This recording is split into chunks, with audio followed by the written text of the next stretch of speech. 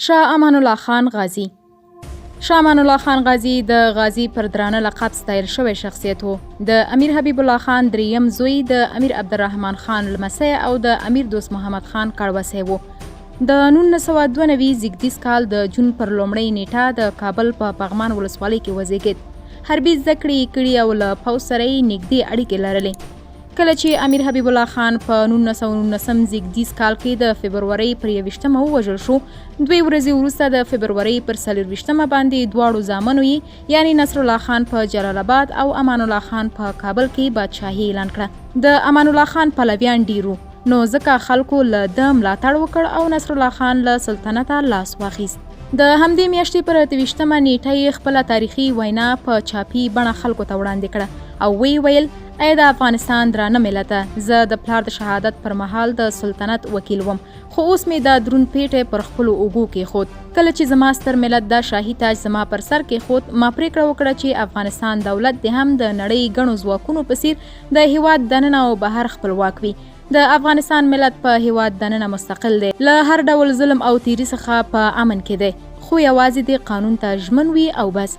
ای ګرانه ملت او باتمیزه قومه، د دین، دولت او ملت د ساتنې په برخه کې بیدار او د خپل هیواد د ساتنې برخه کې هوښیار اوسئ. زه له خدای جل جلاله څخه تاسو اهل اسلام او ټولو مسلمانانو ته خیر او نیکمرغي غواړم. شاه امان الله خان په مرادخانۍ کې خپله تاریخي وینا په داسې حال کې خلکو ته واوروله چې پر آس سپور و، ساتونکي نه لرل او بې پوښه توره یې پر ملا وه. غازي امان الله خان د خبرو منځ کې خلکو ته وویل چې د 1 ویښته په اندازه اجازه به هیڅ بهرني سرتیري ته ورنکړم چې د افغانستان په داخلي یا بهرنیو چارو کې لاسوهنه وکړي.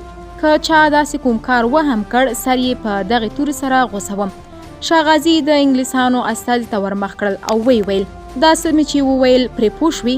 هغه ځواب ورکړ: هو، وپوهېدم. همدا و چې خلکو یې په خوښۍ ملاتړ وکړ او د افغانستان 14,000 کسیز اردو یې د هیواد په ګوټ ګوټ کې په ملاتړ راپاڅېده. د 1919 زیږدیز کال د مارچ پر 28 شوروي دولت د افغانستان دولت رسما ومانه.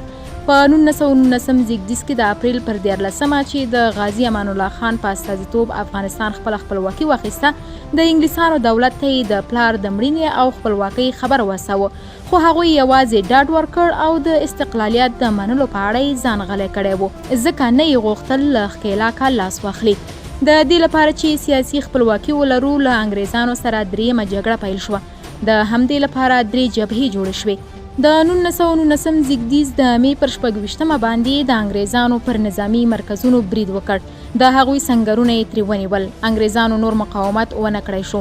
د اوربند غوښتنه یې وکړه، هماغه و چې د جون پر 3 یې اوربند سره وکړ او له دې سره د افغانستان د خپلواکۍ پر رسمیت پیژندلو ډیپلوماټیکې چارې او هڅې پیل شوې. غازي امان الله خان تر دې وروسته ډیرو اصلاحاتو او سمونو ته پیل وکړ. په 1920 زیږدیز کې اروپا ته 6 میاشتنی سفر وکړ چې دې سفر یې ګڼې لاسته راوړنې لرلې، خو د دې ټولو ترڅنګ د غازي نشتون مخالفانو ته دا لار هواره کړه چې خپلې شومې کړنلارې پلي کړي. مخالفانو یې په 2 جبهو یعنی شمال او ختیځ کې ځان راښکاره کړ. حبیب الله کلکاني او ځینو نورو لوړپوړو د دولت ضد اقدام وکړ. د 1928 زیږدیز کال د ډسمبر آخر ورځو کې پر کابل برید وکړ، د دې لپاره چې امان الله خان نه غوښتل وینې وبهیږي. د 1929 میلادي کال د جنورۍ په لومړیو کې استعفا ورکړه. کندهار ته ولاړ او له هغه ځایه د ایټالیا پر لور وخوځېد. د ژوند تر پایه هملته واوسېد. شاه امان الله خان د روڼ اندي او پرمختګ غوښتونکي شخصیت په نوم یادېږي. د ده د واکمنۍ پر مهال افغانستان د خورا سمونو شاهد و. غازي امان الله خان د 19شپېتم زیږدیز کال د اپریل پر 25 د حق بلنه ومنله. جسد جلال آباد ته راوړل شو او د پلار د قبر تر څنګ یې خاورو ته وسپارل شو. روح دې ښاد وي.